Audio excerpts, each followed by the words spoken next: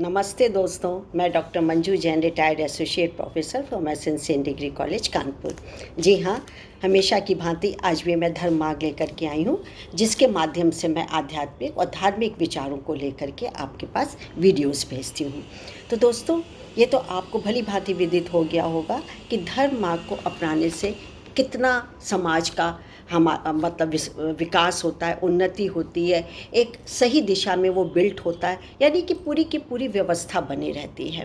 क्योंकि धर्म मार्ग में ऐसी चीज़ें होती, इतने अच्छे विचार होते हैं, इतने अच्छे उसमें पढ़ने को मिलता है। जीवन हमारा संयमित उसके वजह से होता है। हम पाप करने से बच जाते हैं। अंदर के जो मन के अंदर के जो विकार हैं, ईर्ष्या है, जलन है, द्वेष है, वो प्यूरिफाई होके बाहर निकलते हैं। तो धर्मा किसी ऋषि मुनियों ने कितने कितने समाज मतलब कितने सैकड़ों साल पहले ये बात कह रखी है कि हर व्यक्ति को जिसने जन्म लिया है, मानव समाज की बात कर रहे हैं, उसको शिष्ट होने के लिए धर्म मार्ग पर चलना जरूरी है।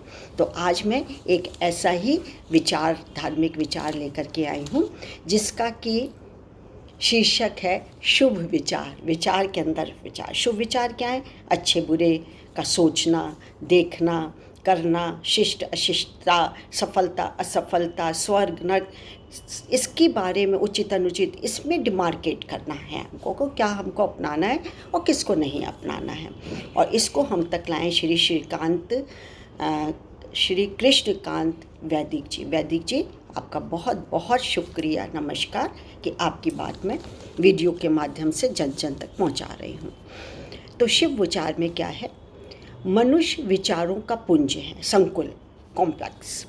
किसी भी व्यक्ति की पहचान कि वह सज्जन है कि दुर्जन है, शिष्ट है अशिष्ट, साधु असाधु, संयमी असंयमी है, विचारों से ही की जा सकती है। यजुर्वेद में कहा गया है, आ नो भद्रा क्रतवो यतु विश्वतो दप्सा धासो अपरितास उद्भिद।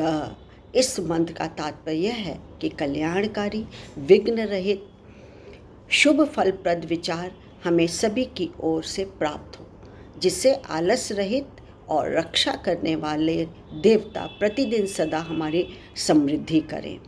सद्विचार हमें चारों ओर से प्राप्त हो। शास्त्रों में कहा गया है, बाला दापि शुभ शीतम, अर्थात बालक से भी अच्छी बात ग्रहण करनी चाहिए।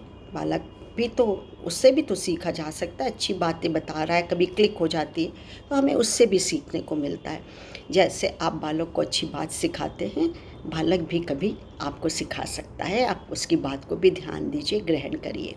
मनुष्य जो कुछ मन में सोचता है वही वाणी से करता है, वैसा ही कर्म करता है। उसी प्रकार कर्म करता है, उसी प्रकार बन जाता है। ऋग्वेद में कहा गया है, समानु मंत्र समिति समानम मनः सह चित्त मेताशात।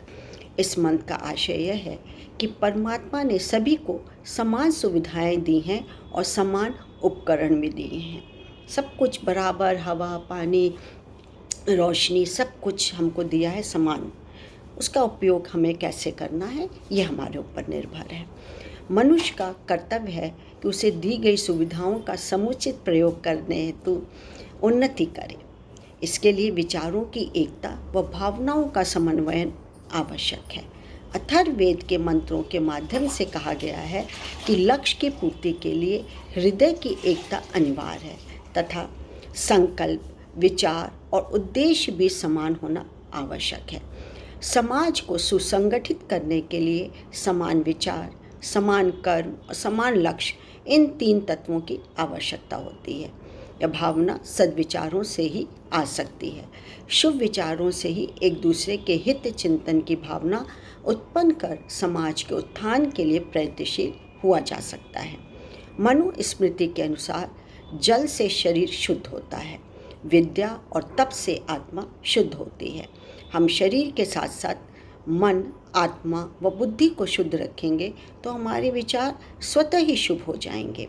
मानव जीवन अभ्युदय और निःश्रेयस के लिए है। अभ्युदय का अभिप्राय है सांसारिक उन्नति, विकास, सांसारिक सुख व वैभव। निःश्रेयस का अर्थ होता है मोक्ष के सुख से है। मनुष्य का मन शुभ विचारों से युक्त होने पर व्यक्ति आनंदित होता है। मनुष्य के उत्थान में विचारों का अत्यंत महत्व है। उत्तम व शुभ विचार मनुष्य को निरंतर प्रगति के मार्ग पर ले जाते हैं। तो इतनी गहराई वाले इतने सुंदर विचार को कैसे मैं रोकती कि आप तक ना पहुंचाऊं। सभी लाभान्वित हों, मैं हो रही हूँ। मैं सोचती हूँ जग भी हो जाए, जग कैसा मुझ जैसा, मेरे विचार अच्छे लोगों तक पहुंचाएंगे तो लोग भी अच्छे विचार सुनेंगे, पढ़ेंगे, है ना, बोलेंगे तो अच्छा ही अच्छा होगा। तो दोस्तों, आज का ये विचार यहीं तक समाप्त होता है। फिर एक नए विचार के साथ मैं आपके सामने उपस्थित होंगी। तब तक मुझे आज्ञा दीजिए। नमस्कार। Thank you.